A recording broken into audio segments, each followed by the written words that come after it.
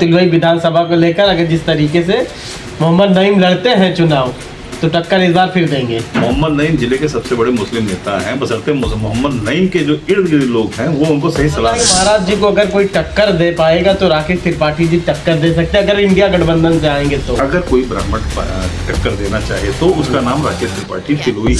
तिलोई विधानसभा में भाई राजा का डंका तो बसता ही है। वहाँ सपा और भाजपा की बात नहीं होती, वहाँ राजा का डंका होता है। राजा को जनता तरीके से उनके लड़के हैं मोहम्मद मुस्लिम, वो भी मतलब लाइन में लगे हुए हैं। हाँ, बहुत धमाकेदार लिखते हैं। तिलोई भी अब की बर्निंग सीट रहेगी। तिलोई में लड़ाई होगी और होनी भी चाहिए। तिलोई विधानसभा को लेकर क्या किस तरीके से आप देखते हैं? तिलोई विधानसभा में भाई राजा का डंका तो बसता ही है।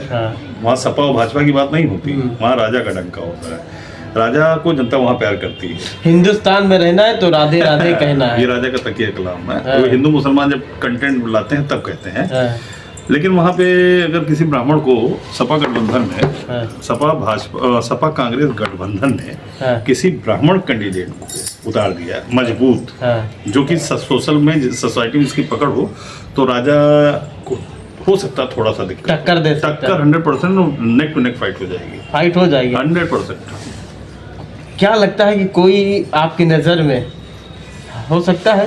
भाई हमारी पार्टी से गए हुए भाजपा में राकेश त्रिपाठी जी हैं और मुझे तो लगता है कि वो डायनेमिक आदमी है। अगर वो मन बनावे, सपा मुखिया से बात करें, गठबंधन वालों से बात करें, अगर बात बन जाती है तो लड़ें। पॉलिटिक्स में सब कुछ जाए। मैंने भी देखा है कि हर कार्यक्रम में हर जगह मतलब कुछ भी होता है तो राकेश त्रिपाठी जी पहुंचते हैं। पब्लिक डिमांड है। और मेरे जानने वाले वहाँ एक विनोद मिश्रा जी हुआ करते थे, वो स्वर्गीय हो गए हैं। भवानी दीक्षित जी हैं, भाजपा से हैं।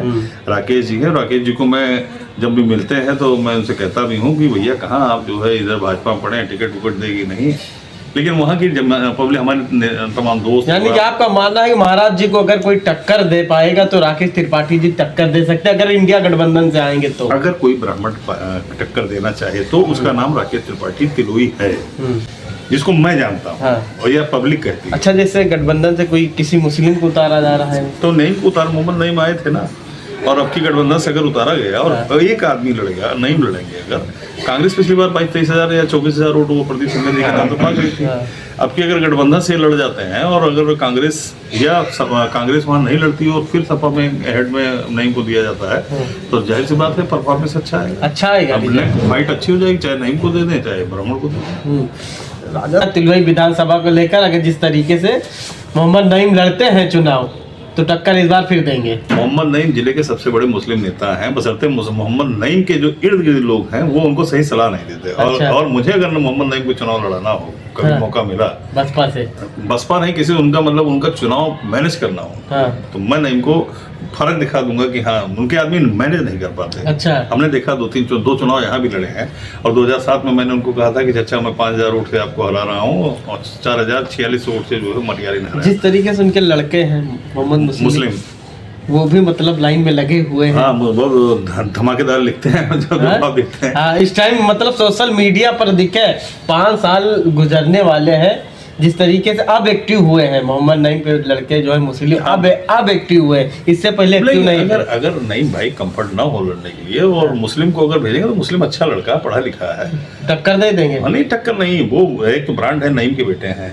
दूसरा जो है नए को मौका देना चाहिए। अगर नईम भाई थक गए हो तो उनको मौका दें, बाकी ब्रांड तो नईम का ही चलेगा। राजा महाराज जी का भी बेटा तैयार है उधर, तो उनको लॉन्च करें, यही तो अच्छी बात है। उनको लॉन्च करें, ब्रांड तो महाराजा ही है ना, ब्रांड तो नईम ही ना, चलेगा तो नईम ही ना, नईम ही चलेगा। नाम तो विधायक कोई भी रहेगा, नाम मैं कह रहा हूँ वो तो जाना जाएगा। महेंद्र शरण सिंह महाराज का नाम तो रहेगा ना, ब्रांड तो वही रहेंगे। उनके बेटे हैं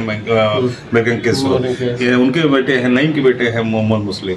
यानी कि इस बार लगता है कि मतलब मुसलमानों की तिलोई भी अब की बर्निंग सीट रहेगी।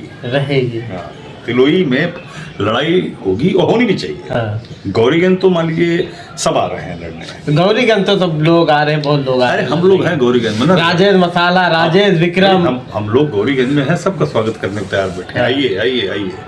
हमारी पार्टी भी जिसको टिकट देगी उसका हम लोग लड़ाने का काम करेंगे। बहन जी कहेंगी कूद जाओ मैदान में, कूद जाएंगे मैदान में, हम भी लड़ेंगे। और सिग्नल है कि अब हमको यहाँ एंट्री करनी पड़ेगी। अच्छा, जिस तरीके 2027 में अगर असदुद्दीन ओवैसी और बहन जी अगर गठबंधन कर लें तो कुछ बहन जी हमारी परिणाम? बहन जी हमारी राष्ट्रीय अध्यक्ष हैं। बहन जी जो है जिससे भी गठबंधन करेंगे हम उसके साथ चल पड़ेंगे। चंद्रशेखर आजाद को लेकर क्या कहना आप? चंद्रशेखर बहुत छोटा नेता है, छोटा है। एक नगीना का नेता है वो। 2-4 जिलों में जैसे आता है ना कि कोई सीजन आता है, सेल लगती है ना कपड़ों की, तो उसी तरह वो सेल लगा के जीतने वाला नेता है। देश में, हिंदुस्तान में बहन मायावती से बड़ा दलितों का कोई नेता नहीं है। रहे कि अगर कोई मायावती जी के बाद अगर कोई नेता बनेगा दलितों का बन सकता तो है। चंद्रशेखर आजाद। पार्टी की बात अलग है, मैं कह रहा हूँ कि चंद्रशेखर आजाद नहीं है। अगर बहन जी ने अपने बेटे आकाश आनंद को जिस हिसाब से लॉन्च किया है और परफॉर्मेंस आ गई, बिहार का चुनाव आकाश आनंद की देन है। और जिस हिसाब से, क्यों भैया, अब बिहार का चुनाव आकाश आनंद की देन है और वो इतना इंटेलिजेंट आदमी है, जनता की आवाज को उठाने वाला आदमी, कंटेंट उठाता है, वो बकवास नहीं करते हुए। और अगर आकाश आनंद को है तो चंद्रशेखर उनसे बहुत पीछे हैं। वो सांसद बन के रह जाएंगे, वो राष्ट्रीय कोऑर्डिनेटर है, वो आगे चल के बसपा को खड़ा करने वाला आदमी है। लेकिन कहाँ लोग कह रहे हैं खुलकर, कहाँ बोलने दे रहे हैं आकाश आनंद को मायावती जी? मायावती जी का